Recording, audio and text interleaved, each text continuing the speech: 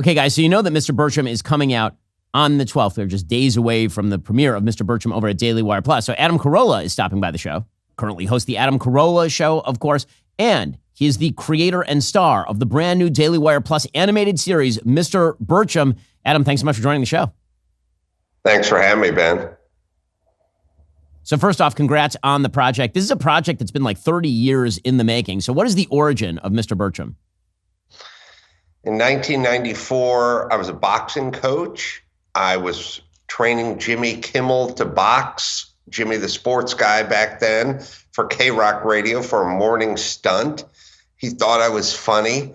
He said, I think I can get you on the radio, but you got to come up with a character. I said, I don't do characters. He said, you better come up with one. And I came up with a character called Mr. Birchum 30 years ago on K-Rock Radio in Los Angeles for the morning show.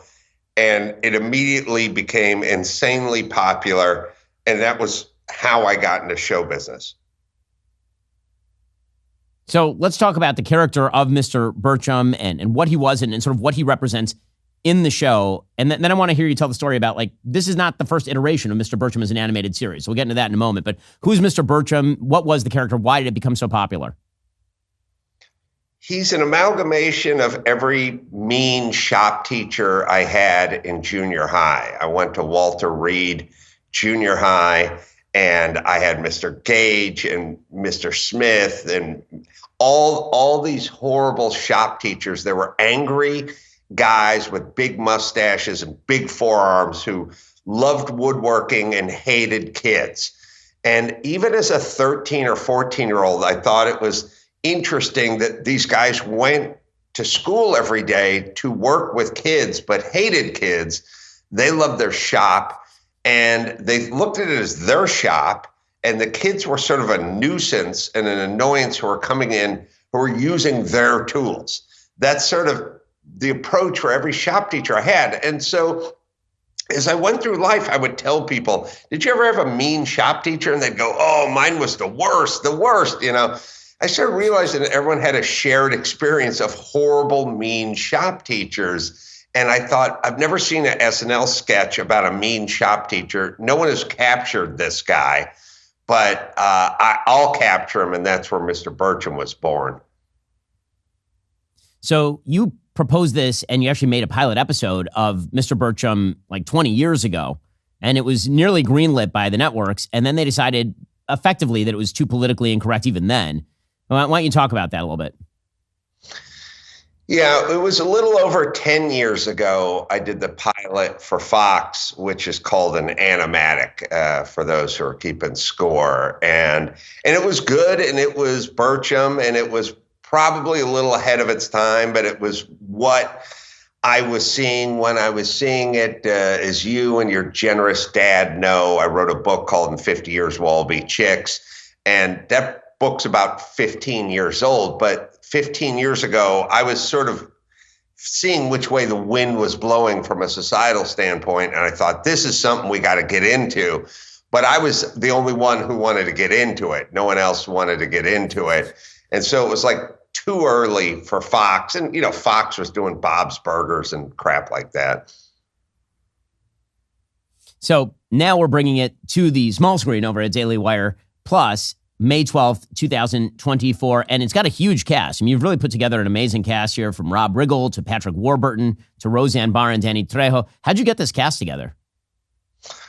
They're mostly just people I've worked with over the years and socialized with over the years and became friends with over the years, and thought, you know, this guy would be good for this role and that guy would be great for that role. And I knew they were all pros, and I knew they were all really good, and they all just hit it out of the ballpark. I was surprised how spot on everyone was in the casting department. So just calling in favors with old friends. Well, the show, again, is going to come out this Sunday, and it is about a no-nonsense shop teacher who's attempting to navigate Teddy Roosevelt Junior High with his family, faced with all of the political correctness that you would imagine, plus a fanatical social justice warrior named Carponzi. It's hilarious. You should totally check it out. Adam, congrats on the show, and I'm sure people can't wait to see it. Thanks for the opportunity, Ben. And yeah, you will not be disappointed if you watch Mr. Birchum. Adam, really appreciate it. Great to talk to you. Thanks, Ben.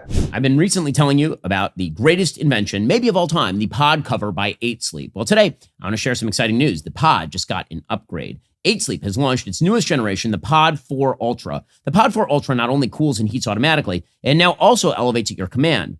This high-tech marvel is clinically proven to give you up to 1 hour more quality sleep every night. A precious extra hour we could all use. I know. You might be wondering how this could get any better. Well, for those snore-heavy nights, the pod can actually detect your snoring and then automatically lift your head by a few degrees to improve airflow and stop you or your partner snoring. I've been using 8 Sleep for a few weeks now. I'm still floored by the results. Gone are the nights of tossing and turning or getting up in the middle of the night to adjust the thermostat. Reclaim your sleep by going to 8sleep.com/Shapiro. Use code Shapiro to get $350 off the Pod 4 Ultra. 8 Sleep is currently shipping to the US, Canada, UK, Europe, and Australia. Visit 8sleep.com/Shapiro. Again, that's 8sleep.com/Shapiro. Use code Shapiro today. That's 8sleep.com/Shapiro. Well, folks, in other huge news, a cat custody battle has erupted in Nashville, Tennessee.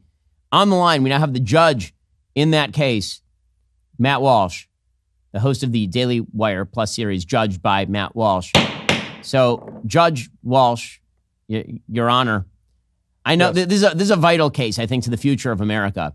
I've heard a few details, but I'd love your take on a cat custody battle that, wow, just go. Well, Mr. Shapiro, you sound like you're not taking the case seriously to begin with. Am I correct in that assumption? Well, I mean, yes, Your Honor, you are correct in the assumption that I could not possibly care less about a cat custody battle. This is a cat, and it's a custody battle between two people.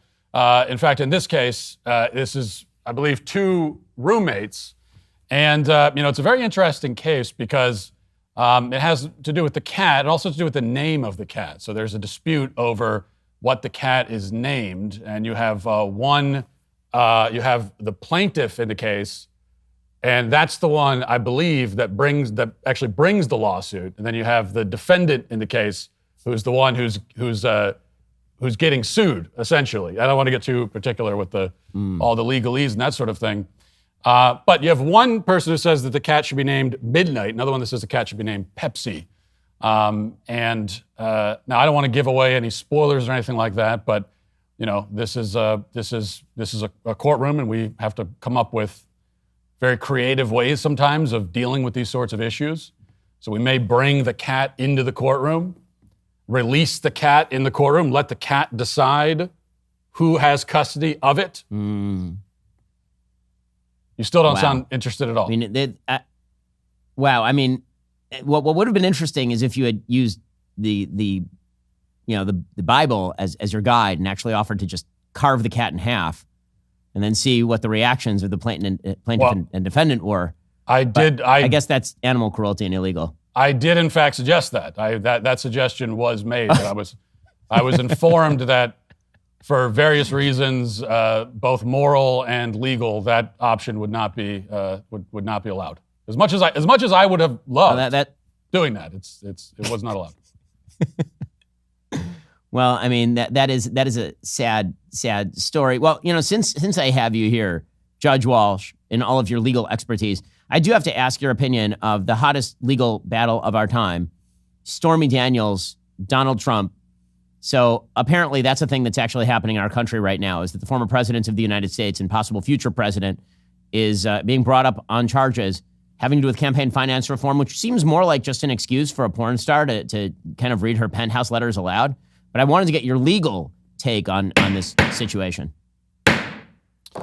Look, in my courtroom, we deal with very petty issues, petty cases. There's really no case that's too petty for the Judge Walsh courtroom. But this case, actually, I said there's no case that's too petty. This case actually might be even too petty for me. Of course, it's completely ridiculous.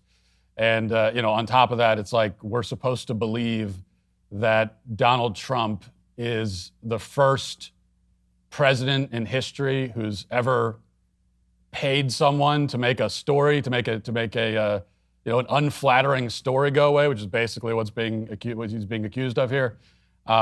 It's as I've been saying all along with this case, it's like the only way you could get away with actually charging him with a crime here is if we are. It's like basically if we're in a spot where every single ex-president is charged, if we just find some sort of crime to charge them with and throw them all in jail, I could actually be in favor of that. Like that's a system that I might be okay with.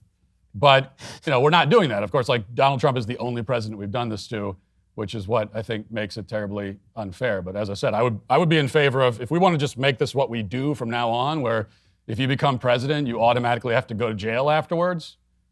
Like that's an interesting system. That's something worth thinking about, I think. Well, folks, tune in to the latest episode of Judge to hear the verdict on this deeply important cat custody case. Keep checking back every week for exciting new cases premiering Tuesdays exclusively at Daily Wire Plus. Judge Walsh, I had heard actually a rumor that season 2, you'll be given the power over criminal law, not just civil law. So I'm very much looking forward to the penalties that you'll be dealing out in season 2 of Judge.